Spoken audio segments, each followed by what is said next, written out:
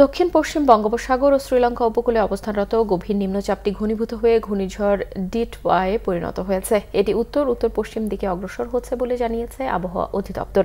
এর প্রভাবে চট্টগ্রাম, কক্সবাজার, মংলা ও পায়রা সমুদ্র বন্দরকে ১ নম্বর দূরবর্তী সতর্ক সংকেত নামিয়ে ২ নম্বর দূরবর্তী হুঁশিয়ারির সংকেত দেখাতে বলা হয়েছে।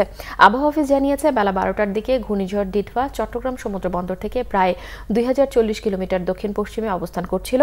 একই সময়ে কক্সবাজার বন্দর থেকে ১৯৮০ কিলোমিটার, মংলা বন্দর থেকে ১৯৪০ কিলোমিটার এবং পায়রা সমুদ্র বন্দর থেকে ১৯৩৫ কিলোমিটার দূরে ছিল ঘূর্ণিঝড়ের কেন্দ্র। ঘূর্ণিঝড় কেন্দ্রের ৫৪ কিলোমিটারের মধ্যে বাতাসের একটানা সর্বোচ্চ গতি ঘন্টায় ৬২ কিলোমিটার, যা দমকা বা ঝোড়ো হাওয়া আকারে ৮৮ কিলোমিটার পর্যন্ত বৃদ্ধি পাচ্ছে। ঘূর্ণিঝড়ের নিকটবর্তী সাগর এলাকায় প্রবল ঢেউ সহ সাগর উত্তাল রয়েছে। উত্তর বঙ্গোপসাগরে অবস্থানরত সকল মাছ ধরার নৌকা ও ট্রলারকে পরবর্তী নির্দেশ না দেয়া পর্যন্ত গভীর সাগরে যেতে নিষেধ করা হয়েছে।